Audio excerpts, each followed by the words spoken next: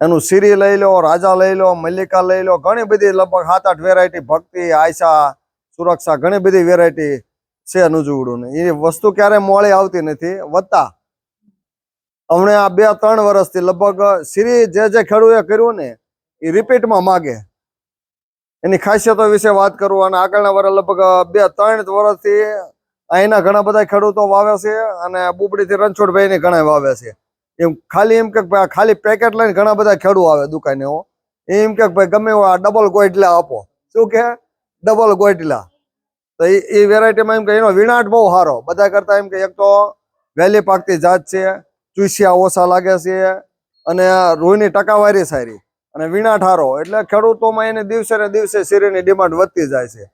અને શીરી બિયારણ રોગ જીવાત ઓછું લાગે, રૂવાટી વાળું પાન, અને સૌથી વધારે ડિમાન્ડ રહેતી હોય તો એ શીરી બિયારણની છે. અને આના આગળના વર્ષે લગભગ રાજા બિયારણ. શીરી વહેલું પાકતું પછી તમારે ઊભું રાખવું હોય તો તમે રાજાની પસંદગી કરી શકો. રાજા એટલે આમ તો કપાનો રાજા કહેવાય, એનું નામ જ રાજા. કેમ ઓલો ધારાસભ્ય એટલે ધારાસભ્ય, એમ રાજા એટલે રાજા કહેવાય. રાજા વિશે વાત કરીએ તો એ મધ્યમથી લાંબા ગાળા સુધી રહેતી જાત છે. અને એની ખાસિયત જો ઊંડું ખીલા મૂળ. એક તો એ છોડવો શેખ સુધી લીલો ને લીલો રહે, અને હેઠેથી ઉપર સુધી ઝીંડવાની સાઈઝ, કદાચ દિવાળી પછી ઘણી વખત એવું હોય અમુક વેરાયટીને ઝીંડવાની સાઈઝ નાની થઈ જાય તો એને ઝીંડવાની સાઈઝ લગભગ એક હરખી જ રહે. પહેલેથી છેલ્લે સુધી એક જ હરખું 6 થી 7 ગ્રામનો મોટો ડાબકો થાય. એ વેરાયટી પણ કરાય જેવી છે. અને રાજાની ડિમાન્ડ દિવસે ને દિવસે વધતી જાય છે. લગભગ એના ઉતારેની કેપેસિટી બધી વેરાયટી કરતા હારી છે. લગભગ આના આગળના વર્ષે ઘણા બધા ખેડૂતો આ બાજુ તો આપણો એરિયો ખેતીમાં ઘણો પાછળ છે.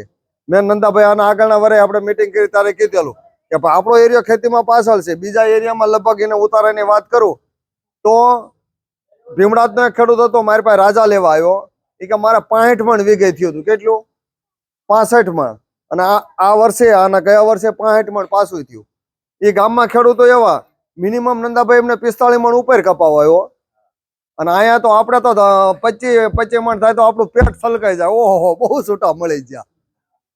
બરોબર. એટલે અમુક એરિયાના ભીમડાદના, ગરડાના એ બાજુ ખેડૂત ખેતી કરે ને કપાઈની, આપણે ક્યાંય એની બહાર ઉતારીની કેપેસિટી કોઈક ફોન કરે તો આપણે ધીમા બોલ્યું કે કેટલું કપા થાય, તો આપણે એમ કહેવાય કે 25 મણથી માંડીને 35 મણ સુધી આવી શકે. તો એ ખેડૂત ગયા અને આગળના વર્ષે મારી દુકાને રાજા લેવા આવ્યો. પણ મેં કાકા એટલું બધું બોટાદ મોટું તમે અહીંયા રાજા લેવા આવ્યા? મને કે આ મળતું નથી કોઈ પાસે. અને આની ઉતારાની કેપેસિટી કે મારે ગઈ વખતે 65 મણનો ઉતારો આવ્યો હતો. કા સાહેબ? 65 મણ જેવો ઉતારો આવ્યો. અને હિતેશભાઈ કીધું આ એક વિશ્વાસ આગ્રોમાં કે 2-3 ઠેલા રાજાના ફાળવણી કરી છે. એટલે બિયારણની એક શું કે પાયાની વસ્તુ છે. તમે લગભગ ઘણા બધા એરિયામાં બિયારણની પસંદગી તમારે જોઈ વિચારીને કરો તો ઘણો બધો ફાયદો થાય. અને નુજુવીડું એ જૂની કંપની કહેવાય. આમાં ઓલામાં લખ્યું છે ગાડીમાં 50 વર્ષ જૂની કંપની. કેટલા વર્ષ? 50 વર્ષ જૂની કંપની. એટલે લગભગ આપણા વરાય થયા એટલી. મારા તો 40-45 વર્ષની આજુબાજુ છે. દાજી એમના વરાય તમે નાના હતા ત્યારથી કંપની છે. આપણે સડી પહેરતા ત્યારથી કંપની છે. એટલી જૂની કંપની છે. એટલે 50 વર્ષ જૂની કંપની. એટલે અનુભવ સિદ્ધ બિયારણ બનાવે છે. એનું બિયારણ મેં કીધું કોઈ ફેલ જાય નહીં અને ખેડૂતને ખોટ ના આવે. બિયારણ એવું હોવું જોઈએ, એક તો ખેડૂતને કોઈ ખોટ ના આવે એવું હોવું જોઈએ. બરોબર.